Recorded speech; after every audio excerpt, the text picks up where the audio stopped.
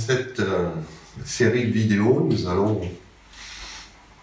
reprendre un petit peu ce qu'on a vu jusqu'à présent. Donc dans cette science qu'on appelle la physique quantique, ce que je voudrais vous montrer avant de poser quelques petits problèmes qui restent à résoudre, on a déjà vu que la physique quantique permettait de résoudre le problème de la stabilité des atomes et du noyau atomique. Et pour ça, donc, il a fallu aller à des considérations qui sont un petit peu hors de ce qu'on a l'habitude dans la vie de tous les jours. Alors ici, vous avez une illustration. Il y a une notion qui semble jouer un rôle crucial dans la physique, c'est la notion d'énergie. Cette énergie se manifeste sous plusieurs formes. De l'énergie, par exemple, chimique, mécanique, électrique, gravitationnelle, etc. Et il y a eu un mouvement de la physique qui a unifié en disant que finalement le concept d'énergie était quelque chose de central.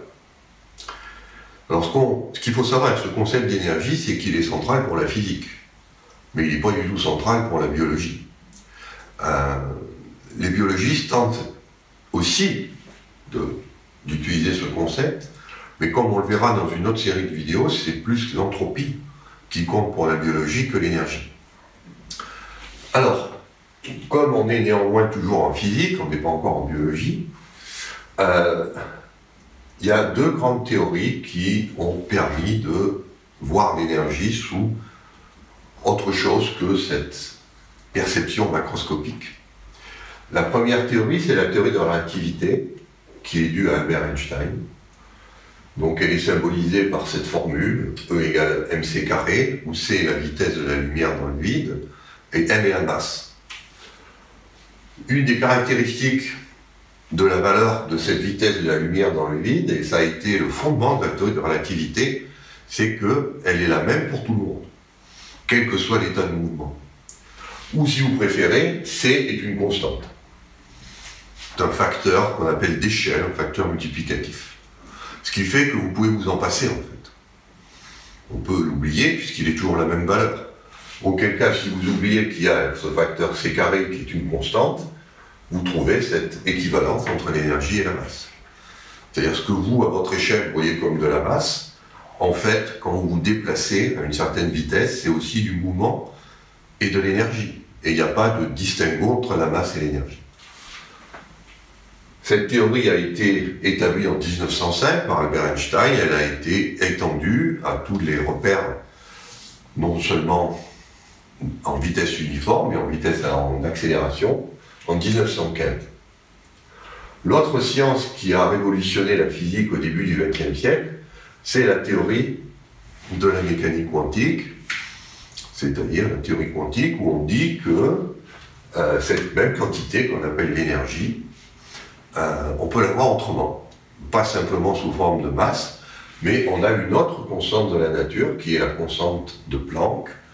C'est Max Planck qui l'a introduite en 1900 pour expliquer le rayonnement des corps noirs. Et cette nouvelle constante, elle a la dimension d'une action et non pas d'une vitesse. Une action, c'est quoi? Comme son nom l'indique, ça veut dire qu'on fait des choses. La vitesse, ça veut simplement dire qu'on parcourt une certaine distance par unité de temps. Quand vous faites de l'action, vous faites aussi autre chose qui considère à prendre une masse et la balayer une certaine R par unité de temps.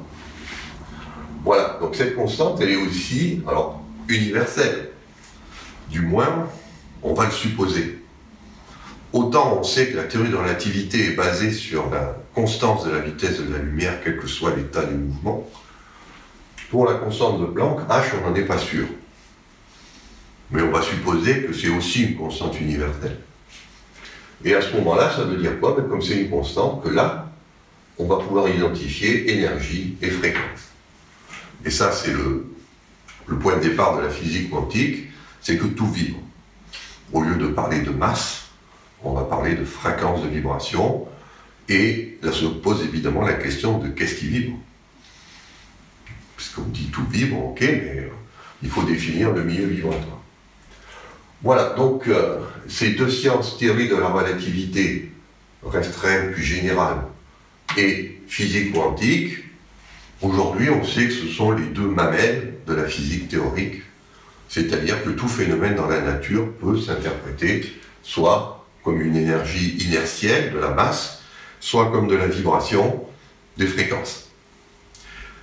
On en est là, et on va voir qu'on a un énorme problème. C'est-à-dire qu'on ne peut pas rester dans cet état-là, même si c'est pour le moment très satisfaisant. En particulier, la physique quantique a cette caractéristique, c'est qu'on peut calculer, par cette théorie purement calculatoire, on peut calculer jusqu'à prévoir des valeurs expérimentales jusqu'à 15 chiffres significatifs. Donc on a l'impression que c'est une science qui est très puissante. Mais comme on va le voir, il y a des problèmes. Et ça, c'est ce qui est intéressant en physique théorique, c'est que ces problèmes ne sont toujours pas résolus aujourd'hui. Donc il y a encore de la recherche à faire. Alors, avant de regarder, on va un petit peu clarifier la notion d'éther. Parce que le monsieur que vous voyez là, le moustachu, il a été pas très sérieux en fait. Pourquoi? Parce qu'en 1905, quand il fait sa théorie de la relativité restreinte, donc qui pose l'équivalence entre la masse et l'énergie, il en profite pour liquider un concept vieux de 2500 ans, qui est la notion d'éther. En fait, la théorie de la relativité restreinte a été bâtie pour éliminer la notion d'éther de la physique. On pensait que lorsque Maxwell a établi ses équations, on y reviendra un petit peu plus tard, eh bien, des équations de Maxwell qui traduisent la propagation de la lumière dans le vide impliquaient la présence d'un milieu qu'on appelait l'éther, qui vibrait pour expliquer cette propagation. En 1905, Albert Einstein arrive, il dit tout ça c'est de la foutaise, il n'y a pas d'éther, il n'y a que du vide. Pourquoi il n'y a pas d'éther? Bien parce que s'il y avait un éther, on connaît la vitesse de déplacement de la Terre autour du Soleil, c'est à peu près 30 km par seconde, on pourrait la mesurer, cette vitesse. Et or, l'expérience de Michelson-Morley, juste avant la théorie de la relativité au début du siècle, montrait qu'il était impossible de détecter ce mouvement de la Terre dans l'éther, d'où l'idée d'Einstein de dire l'éther on l'oublie. Seulement voilà, en 1905, il est jeune et il n'a pas tout compris.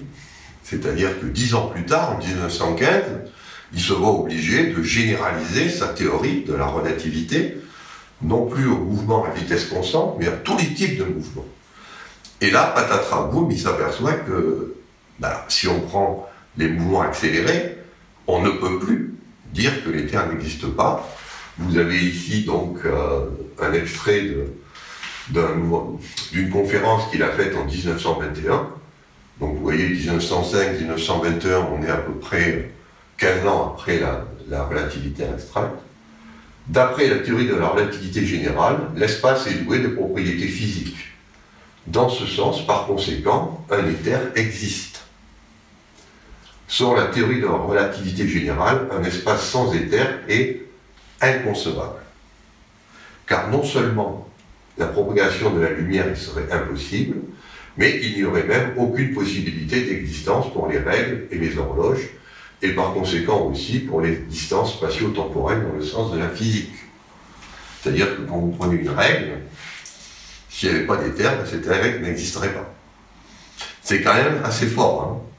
C'est-à-dire que cette notion d'éther qui a été introduite par Aristote et qui en fait reprenait les terres indiennes, la kasha, qui a été virée de la physique en 1905, on s'aperçoit 20 ans après qu'il faut le remettre et qu'il existe bel et bien, sinon on ne serait pas là.